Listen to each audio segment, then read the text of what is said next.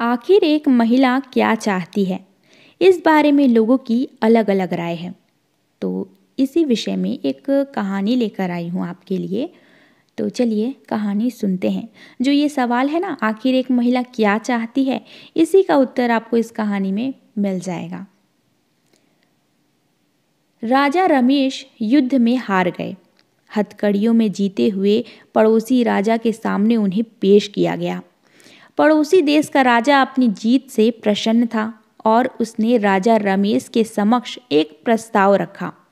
यदि तुम एक प्रश्न का जवाब हमें लाकर दे दोगे तो हम तुम्हारा राज्य लौटा देंगे, अन्यथा उम्र कैद के लिए तैयार रहें। प्रश्न है, एक स्त्री को सचमुच क्या चाहिए होता है? इसके लिए तुम्हारे पास 1 महीने का समय है। राजा रमेश ने यह प्रस्ताव स्वीकार कर लिया। वे जगह जगह जाकर विदुषियों, विद्वानों और तमाम घरेलू स्त्रियों से लेकर नृत्यांगनाओं, वैश्याओं, दासियों और रानियों, साध्वी सब से मिले और जानना चाहा कि एक स्त्री को सचमुच क्या चाहिए होता है। किसी ने सोना, किसी ने चांदी, किसी ने हीरे जवाहरात, किसी ने प्रेम प्यार, किसी ने बेटा, पति, पिता और परिवार को, किसी ने राजपाट और सन्यास की बातें की, मगर राजा रमेश को संतोष न हुआ। महीना बीतने को आया और राजा रमेश को कोई संतोषजनक जवाब नहीं मिला। किसी ने सुझाया कि दूर देश में एक जादूगरनी रहती है, उसके पास हर चीज का जवाब होता है, शायद उसके पास इस प्रश्न का भी जवाब हो। राजा अपने मित्र नरेश के साथ जादूगरनी के पास गए और अपना प्रश्न दोहराया। जादूगरनी ने राजा रमेश के मित्र की ओर देखते हुए कहा, मैं आपको सही उत्तर बताऊंगी, परंतु इसके एवज में आपके मित्र को मुझसे शादी करनी होगी।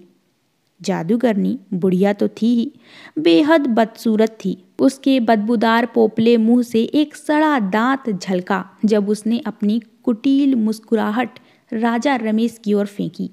राजा रमेश ने अपने मित्र को परेशानी में नहीं डालने की खातिर मना कर दिया। नरेश ने एक बात नहीं सुनी और अपने मित्र के जीवन की खातिर जादूगरनी से विवाह को तैयार हो गया।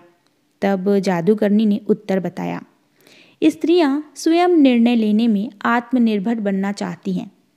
यह उत्तर राजा रमेश को सही लगा। पड़ोसी राज्य के राजा ने भी इसे स्वीकार कर लिया और उसने रमेश को उसका राज्य लौटा दिया। इधर जादूगरनी से नरेश का विवाह हो गया।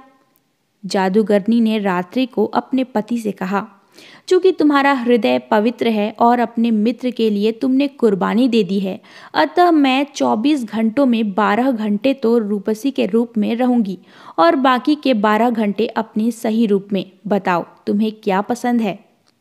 नरेश ने कहा, प्रिय, यह निर्णय तुम्हें ही करना है। मैंने तुम्हें पत्नी के रूप में स्वीकार किया है और मुझे तुम्हारा हर रूप पसंद है। जादूगरनी यह सुनते ही रूपसी बन गई। उसने कहा, चूंकि तुमने निर्णय मुझ पर छोड़ दिया है तो मैं अब हमेशा इसी रूप में रहूंगी। दरअसल मेरा असली रूप ही यही है। बदसूरत बुढ़िया का रूप तो मैंने अपने आसपास से दुनिया के कुटिल लोगों को दूर करने के लिए धरा हुआ था। कथा का निष्कर्ष ये है कि सामाजिक व्यवस्था ने औरत को पराधीन बना दिया है, पर मानसिक रूप से कोई भी महिला पराधीन नहीं है। इसलिए जो लोग पत्नी को घर की मालकिन बना देते हैं वे अक्सर सुखी देखे जाते हैं। आप उसे मालकिन भले ही न बनाएं, पर उसकी जिंदगी के एक हिस्से को मुक्त कर दें, उसे उसके हिस्से से जुड़े निर्णय स्वयं लेने दें। तो कैसी लगी कहानी, मुझे कमेंट में ज़रूर बताइएगा।